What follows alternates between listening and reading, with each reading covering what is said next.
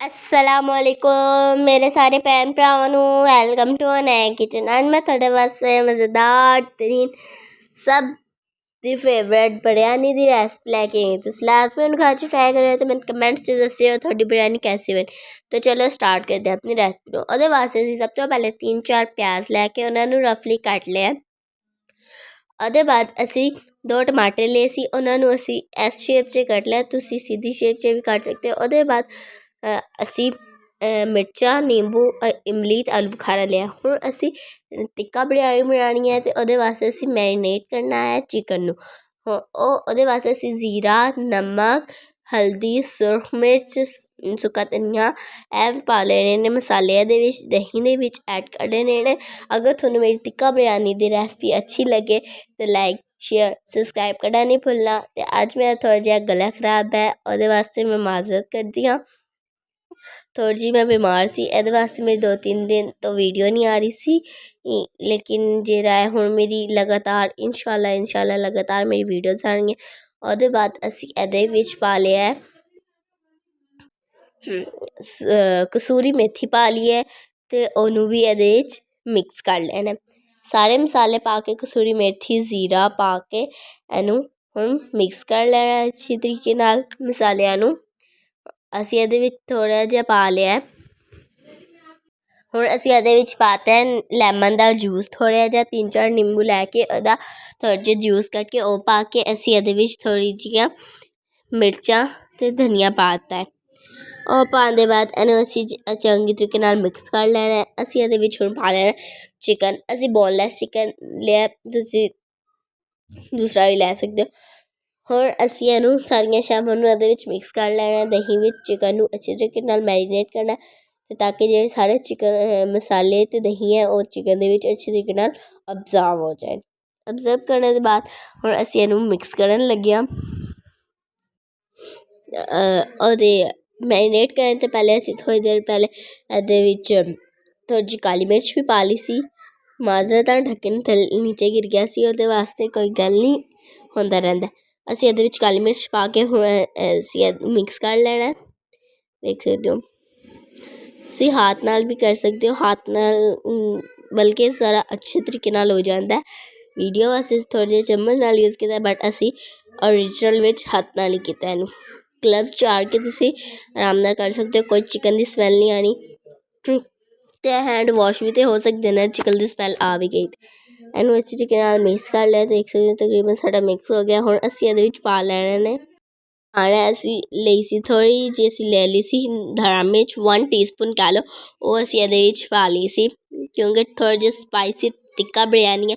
ਥੋੜ੍ਹੀ ਜਿਹੀ light spicy ਮੈਂ ਤੁਹਾਨੂੰ ਬਣਾਉਣਾ ਸਿਖਾਉਂਗੀ ਕਿ ਛੋਟੇ ਬੱਚੇ ਵੀ ਖਾ ਸਕਣ ਅਤੇ ਵੱਡੇ ਵੀ।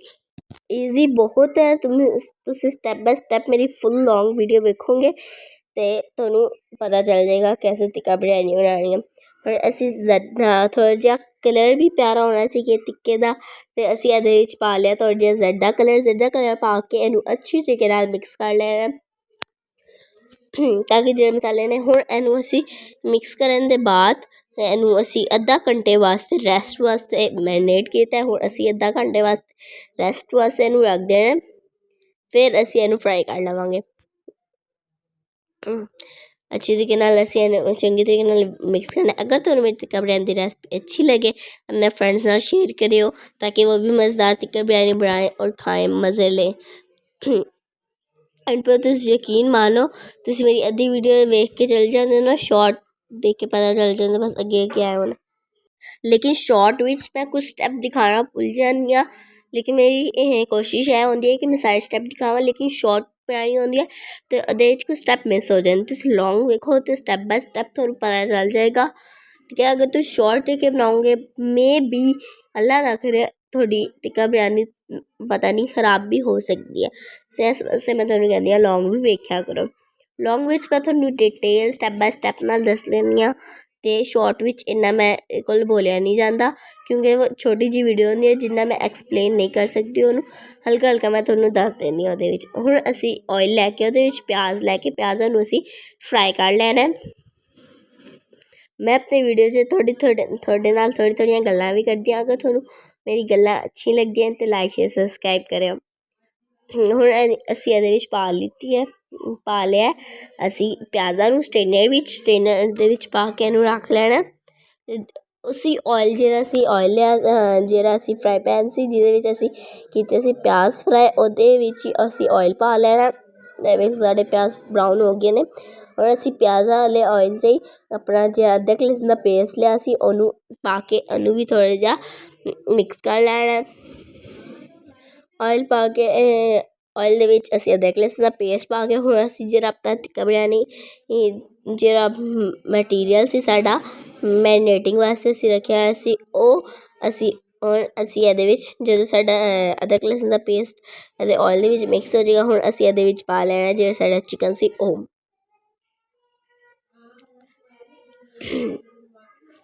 ਹੁਣ ਅਸੀਂ ਇਹਦੇ ਵਿੱਚ ਪਾਉਣਾ ਹੈ ਆਪਣਾ ਚਿਕਨ। ਆਰਾਮ ਨਾਲ ਪਾਇਓ ਤਾਂ ਕਿ ਆਇਲ ਜ਼ਿਆਦਾ ਗਰਮ ਹੋਏ ਤਾਂ ਫਿਰ ਛਿੱਟੇ ਪੈ ਸਕਦੇ ਨੇ। ਲੇਕਿਨ ਜਿਹੜੀ ਮੇਰੀ ਲੌਂਗ ਵੀਡੀਓਜ਼ ਹੁੰਦੀਆਂ ਨੇ ਉਹ ਬੱਚੇ ਲਾਜ਼ਮੀ ਹੀ ਉਹਨਾਂ ਦੀ ਮੰਮਾਜ਼ ਲਾਜ਼ਮੀ ਟਰਾਈ ਕੀਤਾ ਕਰੇ, ਲੇਕਿਨ ਬੱਚੇ ਆਗ ਤੋਂ ਦੂਰ ਰਿਹਾ ਕਰੇ। ਅਗਰ ਕਿਸੇ ਨੂੰ ਮੇਰੀ ਵੀਡੀਓ ਟਰਾਈ ਕਰਨ ਦਾ ਸ਼ੌਕ ਆਉਂਦਾ ਤਾਂ ਮੰਮਾ ਨੂੰ ਕਿਹਾ ਕਰੋ ਆਗ ਤੋਂ ਲਾਜ਼ਮੀ ਦੂਰ ਰਿਹਾ ਕਰੋ, ਕਿਉਂਕਿ ਆਗ ਬਹੁਤ ਖਤਰਨਾਕ ਹੁੰਦੀ ਹੈ। ਅਤੇ ਮੇਰਾ ਗਲਾ ਥੋੜ੍ਹਾ ਜਿਹਾ ਐਕਸਟਰਾ ਖ਼ਰਾਬ ਹੈ, ਉਸੇ ਵਾਸਤੇ ਮੈਂ ਮਾਜ਼ਰਤ ਕਰਦੀ ਹਾਂ। ਹੁਣ ਅਸੀਂ ਆਪਣੇ ਚਿਕਨ ਨੂੰ ਇਹਦੇ ਵਿੱਚ ਪਾ ਕੇ ਥੋੜ੍ਹੀ ਦੇਰ ਵਾਸਤੇ ਅੱਧੇ ਘੰਟੇ ਵਾਸਤੇ ਪਕਣ ਵਾਸਤੇ ਰੱਖਦੇ ਹਾਂ। ਦੂਜੀ ਸਾਈਡ 'ਤੇ ਅਸੀਂ ਆਪਣੇ ਚਾਵਲ ਭਿਗੋਏ ਹੋਏ ਸੀ, ਵੇਖ ਸਕਦੇ ਹੋ ਆਪਣੇ ਚਾਵਲ ਅਸੀਂ ਭਿਗੋ ਲਏ ਸੀ। ਹੁਣ ਅਸੀਂ ਇੱਕ ਤਾਂਬਿਆ ਲੈ ਕੇ ਉਹਦੇ ਵਿੱਚ ਅਸੀਂ ਹੁਣ ਪਾ ਲੈਣਾ ਨਮਕ ਅਸੀਂ 1 ਤੋਂ 2 ਟੀਸਪੂਨ ਅਸੀਂ ਇਹਦੇ ਵਿੱਚ ਪਾ ਲਿਆ। ਦੂਜੀ ਸਾਈਡ 'ਤੇ ਅਸੀਂ ਇਹਦੇ ਵਿੱਚ ਥੋੜ੍ਹਾ ਜ਼ਿਆਦਾ ਤੰਦੂਰੀ ਮਸਾਲਾ ਪਾ ਲਿਆ ਆਪਣੇ ਚਿਕਨ ਦੇ ਵਿੱਚ। ਇਹ ਸਾਡਾ ਬਣ ਰਿਹਾ ਸੀ, ਉਹਦੇ ਵਿੱਚ ਅਸੀਂ ਤੰਦੂਰੀ ਮਸਾਲਾ ਪਾ ਲਿਆ। ਤੰਦੂਰੀ ਮਸਾਲਾ ਪਾਉਣ ਦੇ ਬਾਅਦ ਅਸੀਂ ਜਿਹੜੇ ਸਾਡੇ ਪਿਆਜ਼ ਲਏ ਸੀ ਉਹ ਵੀ ਅਸੀਂ ਇਹਦੇ ਵਿੱਚ ਪਾ ਲੈਣੇ ਨੇ, ਪਿਆਜ਼ ਵੀ, ਟਮਾਟਰ ਵੀ ਅਤੇ ਨਿੰਬੂ ਪਾ ਕੇ ਇਮਲੀ ਪਾ ਲੈਣੀ ਸੀ ਅਤੇ ਆਲੂ ਬੁਖਾਰਾ ਵੀ ਪਾ ਲੈਣਾ ਸੀ ਇਹਦੇ ਵਿੱਚ। ਆਲੂ ਬੁਖਾਰਾ, ਨਿੰਬੂ, ਟਮਾਟਰ, ਇਮਲੀ ਪਾ ਕੇ ਥੋੜ੍ਹਾ ਜਿਹਾ ਤੰਦੂਰੀ ਮਸਾਲਾ ਅਤੇ ਮਿਰਚਾਂ ਪਾ ਲਈਆਂ ਨੇ। ਇਹ ਸਾਰੀਆਂ ਸ਼ੈਵਾਂ ਅਸੀਂ ਸਟੈਪ ਬਾਏ ਸਟੈਪ ਕਰਕੇ ਅਸੀਂ ਇਹਦੇ ਵਿੱਚ ਪਾ ਲਈਆਂ ਨੇ। ਇਮਲੀ ਨਾਲ ਥੋੜ੍ਹਾ ਜਿਹਾ ਮਜ਼ੇਦਾਰ ਟੇਸਟ ਆਉਂਦਾ ਹੈ ਅਤੇ ਲਾਜ਼ਮੀ ਪਾਇਓ। ਫਿਰ ਅਸੀਂ ਦੂਜੀ ਸਾਈਡ 'ਤੇ ਆਪਣੇ ਚਾਵਲਾਂ 'ਤੇ ਆਉਂਦੇ ਹਾਂ। ਵੇਖ ਸਕਦੇ ਸਾਡਾ ਪਾਣੀ ਜਿਹੜਾ ਨਮਕ ਵਾਲਾ ਬੋਇਲ ਹੋ ਗਿਆ ਸੀ ਉਹਦੇ ਵਿੱਚ ਅਸੀਂ ਆਪਣੇ ਚਾਵਲ ਪਾ ਲੈਣੇ ਨੇ। ਚਾਵਲਾਂ ਨੂੰ ਪਾ ਕੇ ਅਸੀਂ ਹੁਣ ਇਹਨਾਂ ਨੂੰ ਬੋਇਲ ਹੋਣ ਵਾਸਤੇ ਰੱਖ ਦੇਣਾ। ਵੇਖ ਸਾਡਾ ਸਾਲਨ ਜਿਹੜਾ ਚਿਕਨ ਵਾਲਾ ਉਹ ਵੀ ਤਕਰੀਬਨ ਤਿਆਰ ਹੋ ਚੁੱਕਾ ਹੈ। ਚਿਕਨ ਵਾਲਾ ਬਹੁਤ ਹੀ ਲਜ਼ੀਜ਼ ਸਾਡਾ ਤਿਆਰ ਹੋ ਚੁੱਕਿਆ ਹੈ। ਇਹ ਚਿਕਨ ਵਾਲਾ ਮਟੀਰੀਅਲ ਜਿਹੜਾ ਅਸੀਂ ਤਿਆਰ ਕੀਤਾ। ਹੁਣ ਅਸੀਂ ਕੋਲੀ ਵਿੱਚ ਕੋਇਲੇ ਪਾ ਕੇ ਥੋੜ੍ਹਾ ਜਿਹਾ ਪਾਣੀ ਐਡ ਕਰਕੇ ਤੰਦੂਰੀ ਹੈ ਅਤੇ ਫਿਰ ਅਸੀਂ ਇਹਦੇ ਵਿੱਚ ਥੋੜ੍ਹਾ ਜਿਹਾ ਇੱਕ ਕੋਲੀ ਲੈ ਕੇ ਉਹਦੇ ਵਿੱਚ ਕੋਇਲੇ 2-3 ਲੈ ਕੇ ਉਹ ਪਾ ਲਏ ਨੇ ਅਤੇ ਇਹਨਾਂ ਨੂੰ ਅਸੀਂ ਢੱਕ ਕੇ ਉੱਪਰ ਹਲਕਾ ਜਿਹਾ ਭੁੰਨਣ ਰੱਖ ਦਿੱਤਾ ਕਿ ਜਿਹੜੀ ਧੂੰਆਂ ਉਹ ਬਾਹਰ ਨਾ ਨਿਕਲੇ। ਹੁਣ ਅਸੀਂ ਚਾਵਲਾਂ ਨੂੰ ਇਸੇ ਤਰੀਕੇ ਨਾਲ ਛਾਣ ਲੈਣਾ।